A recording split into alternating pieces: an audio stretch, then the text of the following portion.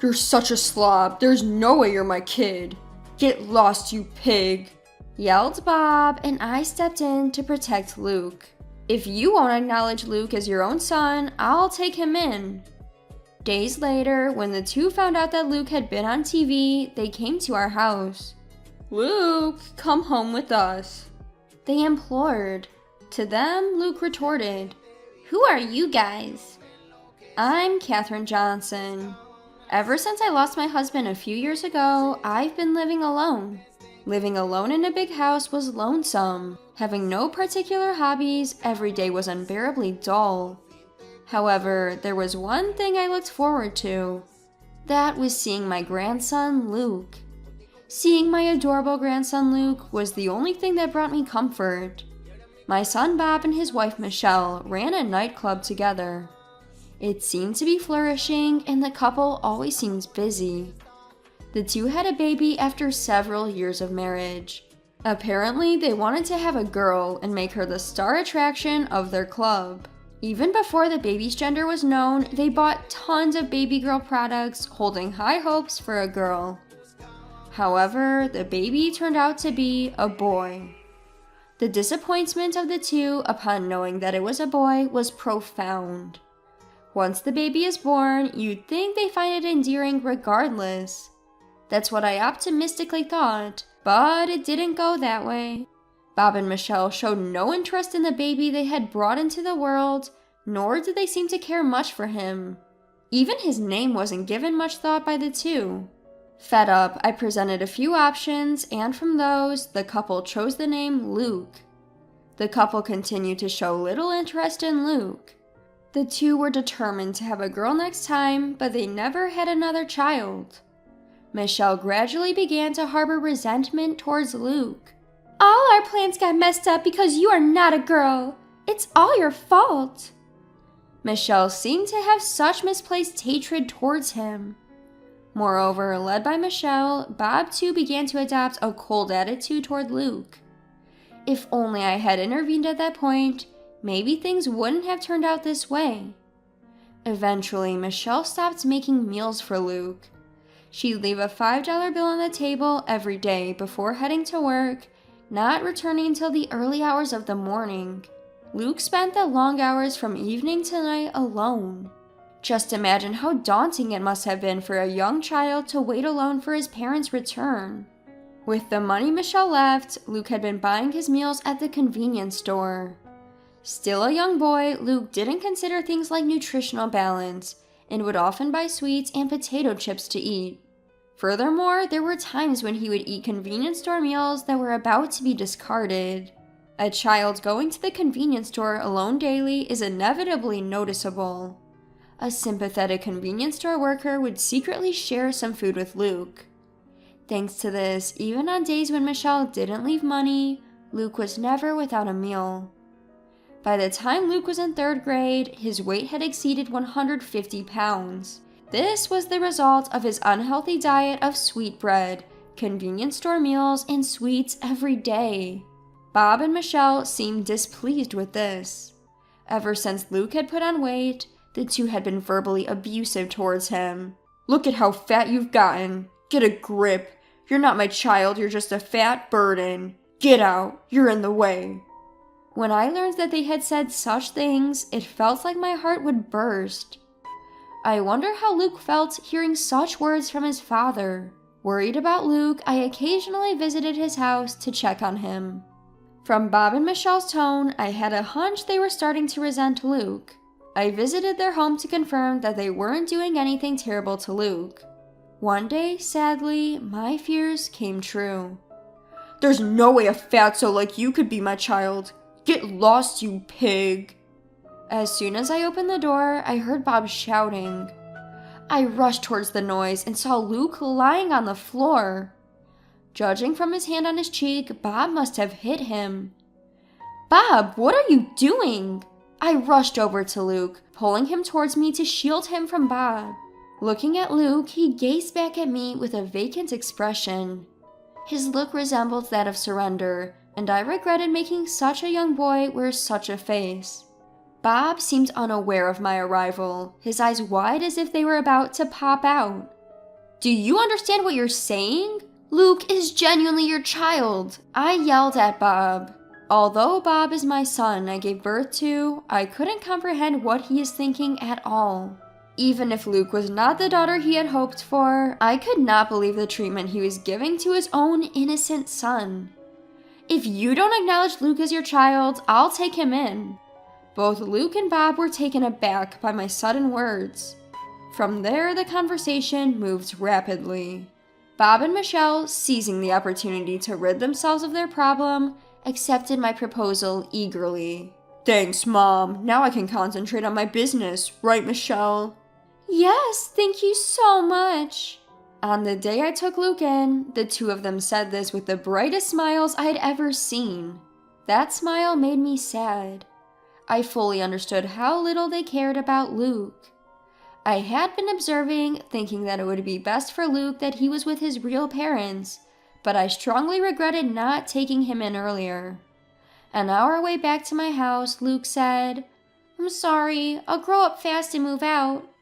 What on earth was he saying? When I asked him, Luke replied with a stoic expression. "You regret taking me in on a whim, don't you? You look angry all along." I look angry? Luke nodded sadly. No, I regret not doing this sooner.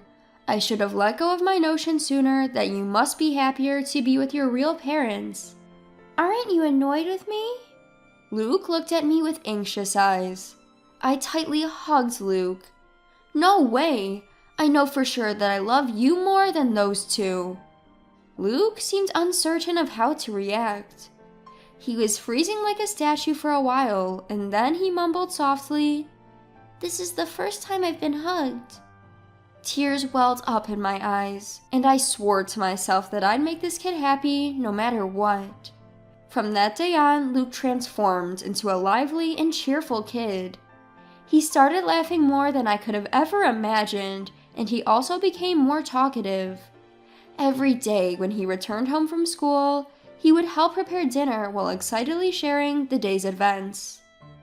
You seem very cheerful today, Luke. Did something good happen? Do you know? Something funny happened today. While we were singing in music class, a sparrow flew into the room. The teacher was in such a frenzy. I was wondering why, and then she almost started crying, saying, "I can't handle birds." Remembering the event, Luke chuckled. He looked so cute and lovable that my heart melted. Since he started eating healthy meals at my place, Luke's physique became more standard. Although he maintained his childlike charm, his contour sharpened, making him look quite handsome. He shyly told me that the girls at school started talking to him more. Luke seemed happy every day, and I was relieved to see him that way. The day of the first parent-teacher conference since I took Luke in came. Luke's homeroom teacher made a suggestion. Why don't you have him take an IQ test at the hospital? This suggestion made me anxious. I felt like they were saying there was something wrong with Luke's intelligence. Is Luke falling behind the others? As I asked this, the teacher hurriedly waved his hands. No, it's the opposite. From my experience, I believe Luke may be gifted. I was a bit puzzled by the unfamiliar term gifted. According to the teacher, gifted refers to children who possess innately higher abilities compared to their peers. The teacher handed me a piece of paper. This is a graph showing the change in Luke's grades. At a certain point, Luke's grades have shot up significantly. Sure enough, the graph showed a sudden upward trend. Looking at the dates written on the x-axis, I realized that the change happened right after I took Luke in. I was surprised at how sudden it was, so I asked Luke, have you started going to cram a school or something? This increase is unusual though, but that wasn't it. Apparently, Luke had been adjusting his results to avoid doing too well. I didn't quite understand what the teacher meant, so I turned to look at Luke, who was sitting next to me. Noticing my gaze, Luke began to speak. At my old home, if they found out I was doing well in school, they didn't like it. They'd say I was being cheeky and I'd get hit more than usual. Luke shrugged his shoulders. So, during tests, I would intentionally leave answers blank or get them wrong. I actually knew all the answers though. Luke smiled smugly. Now there's no need for that, so I just take the test normally. It's so easy it's boring. Even just reading the textbooks lets me understand everything in class, which isn't fun. I want to study something more challenging. Luke sighed deeply. I was momentarily worried that the teacher might feel offended by his words, but my worries were eased when I heard the teacher laughing loudly. What do you think? If Luke is gifted, we might be able to provide support that suits him. Why not get tested at the hospital? If it's for Luke's benefit. With that in mind, I decided to take Luke to the hospital over the weekend. From what I can tell, based on his behavior at school and home, as well as the results of his IQ test, it seems that Luke may be gifted. The doctor spoke clearly. Luke's IQ was significantly higher than average, which surprised me. I had no idea Luke was this smart. No wonder he finds school so easy. To fulfill Luke's desire for more challenging studies, I decided to hire a private tutor for him. The tutor is a veteran who graduated from a prestigious American university, and he understands Luke's characteristics. Luke was pleased, saying it was more fun than school. He passed both the English and Chinese proficiency tests with the highest grade at the tutor's suggestion. When the tutor posted about his proud student on social media, it spread rapidly. Luke became the talk of the town, and we started getting interviews from newspapers and television stations. One day, while spending the usual time with Luke, the doorbell rang. Oh, are the reporters here already? There was still about 30 minutes left until the interview time. I opened the door expecting the reporters and was surprised. Long time no see, Mom. I've come to get Luke. There they were, Bob and Michelle.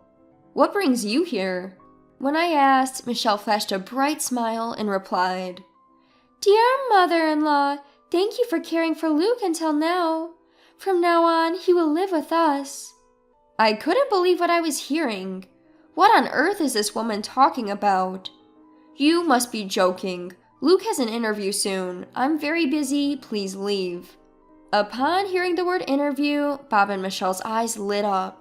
So it really was Luke. We saw it on TV. Our son is truly remarkable. Their faces turned towards each other, excitement bubbling between them.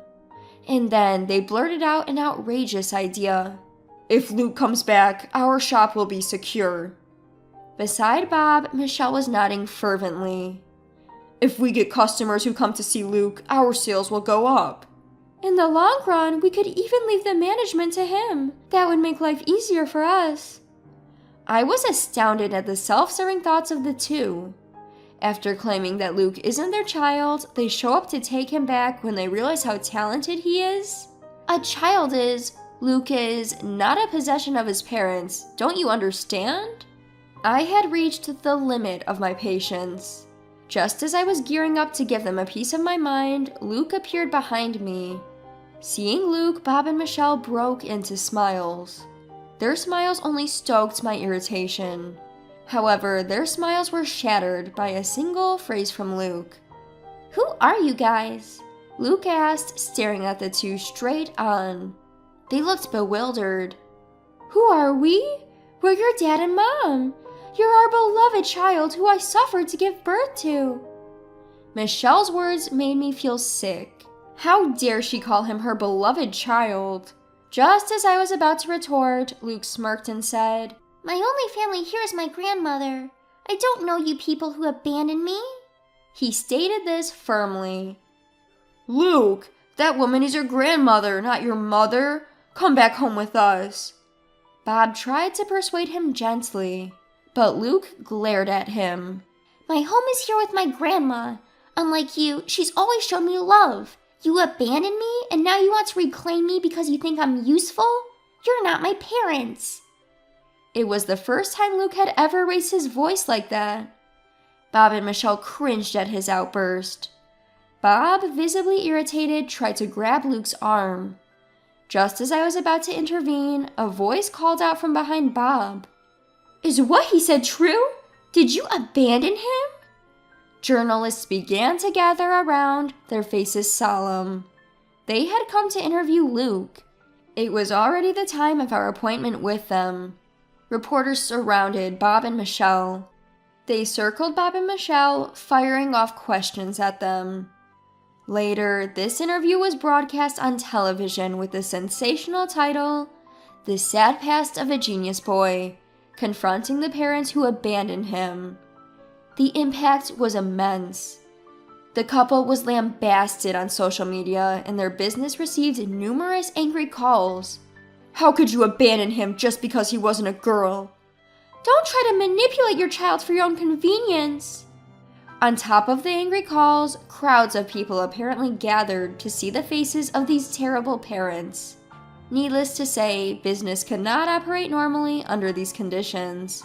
In desperation, Michelle reached out to her parents for help, only to receive a cold response. "You reap what you sow. Deal with it yourself. We have no intention of helping anyone who would abandon their child." Bob and Michelle were universally scorned and abandoned. The two of them were reportedly upset, crying out, "Why is this happening to us?" Hopefully this incident will be a wake-up call for them. Although, given their current attitude, the prospects seem bleak.